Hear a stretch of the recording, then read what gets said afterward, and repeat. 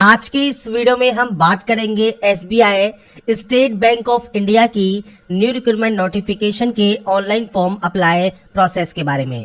तो फ्रेंड्स यहाँ पर देखिए जो ये नोटिफिकेशन है ये आपके friends circle based officer means SBI CBO post के लिए जारी किया गया है, जिसके लिए आप 22 नवंबर 2023 से 12 दिसंबर 2023 तक आप इसमें ऑनलाइन आवेदन कर सकते हैं।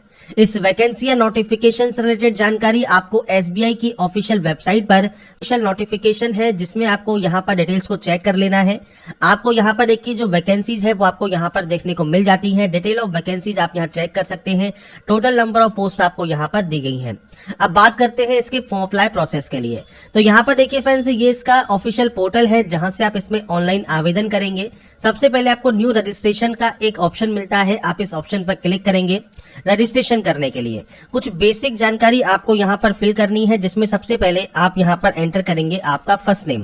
फर्स्ट नेम एंटर करने के बाद मिडिल या लास्ट नेम है तो आप एंटर कर सकते हैं, नहीं है तो आप इसे ब्लैंक छोड़ देंगे। पूरा नाम आपको यहाँ पर देखिए देखने को मिल जाएगा। आपका मोबाइल नंबर आपको 2 बार एंटर करना है। आपकी मेल आईडी आपको 2 बार एंटर करनी है। सबसे पहले फ्रेंड्स जो मेल आईडी है उसका फर्स्ट पार्ट और यहाँ से डोमेन आप सेलेक्ट करेंगे और फुल मेल आईडी आपको यहाँ पर कंफर्म में एंटर करनी होगी। इसके बाद आप इस कैप्चा कोड को फिल करेंगे और ये करने के बाद आप डाटा को सेव एंड नेक्स्ट कर देंगे। इसके बाद फ्रेंड्स आपका देखिए रजिस्ट्रेशन प्रोसेस कंप्लीट हो जाएगा और रजिस्ट्रेशन डिटेल्स आपकी मेल आईडी पर आपको सेंड कर दी जाएंगी। अब आपको फोटोग्राफ एंड सिग्नेचर अपलोड करने हैं, तो इसके लिए देखिए आपको यहाँ पर गाइडलाइन दी गई है। तो फोटोग्राफ का जो साइज है वो 20 से 50 के बीच, सिग्नेचर का साइज जो है वो 10 से 20 के बीच में होना चाहिए। जेपीजी फॉर्मेट में आप ये अपलोड करेंगे। तो यहाँ पर फ्रेंड्स मैंने सैंपल के तौर पर फोटोग्राफ एंड सिग्नेचर अपलोड कर दिए हैं। अब आपको यहाँ से सिर्फ ओनली इसे कंफर्म करना है। कंफर्म करने के बाद आपको नेक्स्ट स्टेप पर क्लिक करना है। आपका फ्रेंड्स यहाँ पर जो नेक्स्ट ऑप्शन है डिटेल सेक्शन ये ओपन हो जाएगा। सबसे पहले सर्किल है तो आप यहाँ पर देखिए सर्किल पर क्लिक करेंगे। आपके अकॉर्डिंग जो भी सर्किल से आप आवेदन करना चाहते हैं आप सेलेक्ट कर सकते हैं और वहां की लोकल लैंग्वेज को आप सेलेक्ट कर लेंगे। अब आपसे पूछता है 10th एंड 12th में अगर आपने as a subject local language पढ़ी है तो आप यस कर सकते हैं। नहीं पढ़ी है मान लीजिए सर्किल की लोकल लैंग्वेज तो आप नो भी कर सकते हैं। बस आपको ध्यान रखना है आपको फ्रेंड्स लैंग्वेज टेस्ट क्लियर करना होगा और आपने पढ़ी है तो आपको लैंग्वेज टेस्ट देने की जरूरत नहीं होगी।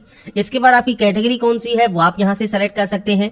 इसके बाद सबकास्ट क्या है मतलब आपकी जाति क्या है वो आपको देना है। इसके अलावा फ्रेंड्स अगर आप ईडब्ल्यूएस से बिलोंग करते हैं या ओबीसी से बिलोंग करते हैं तो आपको यहाँ पर जो है टिक करना होगा कि आप कंफर्म करते हैं कि आपके पास जो भी सर्टिफिकेट है वो गिवन टाइम के अंतर्गत है।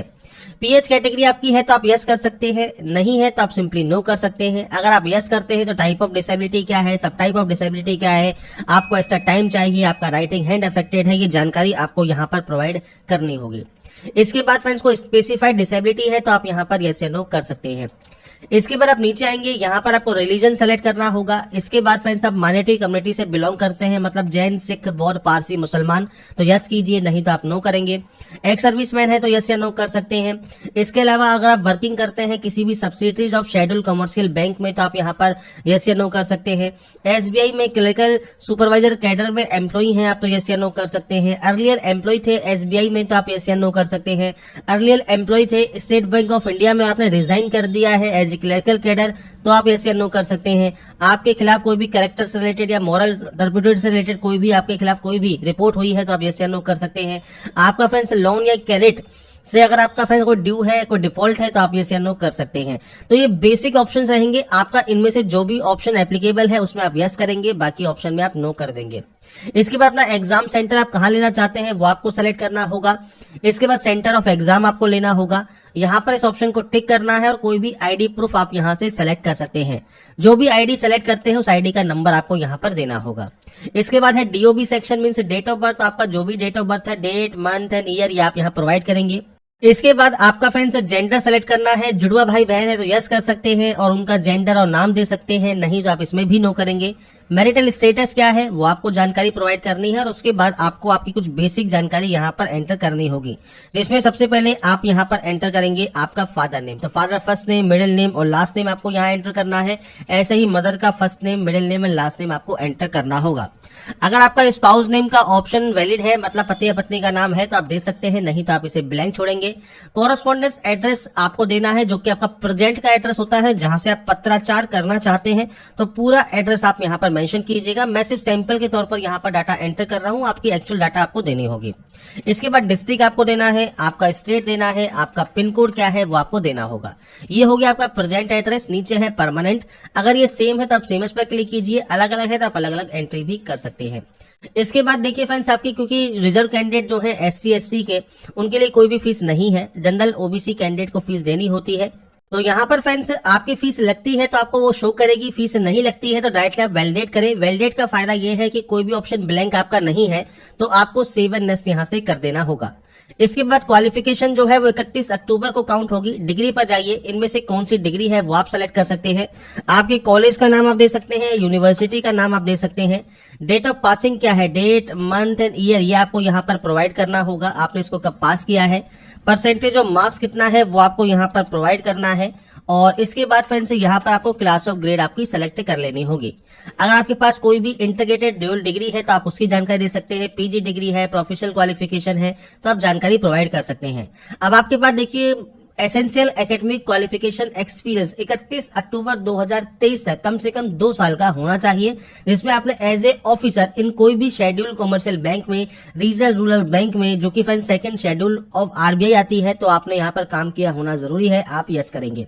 अब यहाँ पर आपको अपने एक्सपीरियंस की जानकारी देनी है, तो अपने एम्प्लॉयर मतलब आपके यहाँ पर जो भी बैंक है उसका नाम, आपके पोस्ट पर काम करते थे कब से कब तक आपने काम किया, नेचर ऑफ ड्यूटी क्या थी मतलब आप क्या काम करते थे, और अगर आपने उस काम को छोड़ दिया है तो क्यों छोड़ा है वो जानकारी आपको देनी है। अब यहाँ पर एक ऑप्शन है प्रेजेंटली वर्किंग का, अगर आप प्रेजेंटली वर्किंग है वहां पर तो यस कर सकते हैं, ये ऑटोमेटिक 31 अक्टूबर को काउंट हो जाएगा। पर मान लीजिए आपने मल्टीपल बैंक में काम किया है तो आप यहाँ पर देखिए नो कर सकते हैं कि प्रेजेंटली आप वर्किंग यहाँ पर नहीं है, और आप यहाँ पर फ्रेंड्स आपका जो भी प्रेजेंट एम्प्लॉयर है वहां से जानकारी प्रोवाइड कर सकते हैं। तो यहाँ पर चीज आपको क्लियर होनी चाहिए कि प्रेजेंटली वर्किंग नहीं करते हैं तो आप नो करेंगे, और अगर आप फ्रेंड्स प्रेजेंट में भी वर्क करते हैं तो आप यहाँ पर इस जानकारी दे सकते हैं, और प्रीवियस कंपनी की जानकारी आप ऐड मोर करते हुए यहाँ पर प्रोवाइड कर सकते हैं।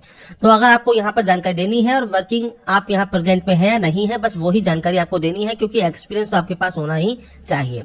इसके बाद ये एंट्री करने के बाद अगर आप प्री एग्जाम ट्रेनिंग लेना चाहते हैं तो यस करेंगे, स्टेट या UT सेलेक्ट करेंगे, और इसके बाद सेंटर आप चूज करेंगे कहां पर आप प्री एग्जाम ट्रेनिंग लेना चाहते हैं। लैंग्वेज जोन में फ्रेंड जो भी सब्जेक्ट आपकी लैंग्वेज आती है वो रीड राइट स्पीक आपको आनी चाहिए, और इसके बाद चाहे तो आप मल्टीपल लैंग्वेज भी एंट्री कर सकते हैं, और उसके बाद यहां से इसे वैलिडेट आप कर लेंगे। इसके बाद आता है आपका प्रीव्यू सेक्शन। प्रीव्यू सेक्शन को ध्यान से चेक करें, कोई भी गलती है तो आप बैक जाकर उस गलती को सही कर सकते हैं। अगर आपको लगता है कोई भी गलती नहीं है तो आप आई एग्री करेंगे और यहां से कंप्लीट कर देंगे रजिस्ट्रेशन को। बस ये ध्यान रखिएगा, यहां से कंप्लीट करने के बाद आप कोई भी एडिट नहीं कर पाएंगे, इसलिए प्रीव्यू को ध्यान से चेक करना जरूरी है।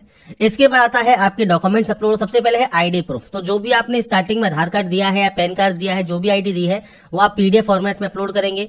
डेट ऑफ बर्थ प्रूफ में आप 10 का सर्टिफिकेट या मार्कशीट अपलोड कर सकते हैं।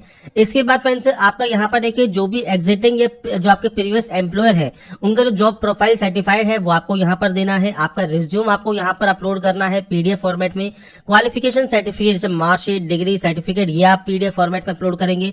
आपका एक्सपीरियंस सर्टिफिकेट या अपॉइंटमेंट लेटर या जॉब ऑफर लेटर आपको यहाँ पर अपलोड करना है, और आपकी जो फॉर्म 16 है या सैलरी स्लिप है वो आपको यहाँ पर अपलोड करनी है। तो आप वर्किंग में है तो आपके पास ये डॉक्यूमेंट्स यहाँ पर होने चाहिए जो कि आप यहाँ पर अपलोड करेंगे। इसके बाद आप इस कैप्चा कोड को फिल करके सेव एंड नेक्स्ट कर सकते हैं। इसके बाद फ्रेंड्स जब अपने फॉर्म को आप वहां पर सबमिट कर देते हैं, आपका एप्लीकेशन फॉर्म फाइनली यहाँ पर सबमिट हो जाएगा, और फॉर्म फाइनली सबमिट होने के बाद आपको यहाँ पर देखिए प्रिंट एप्लीकेशन का ऑप्शन मिलेगा।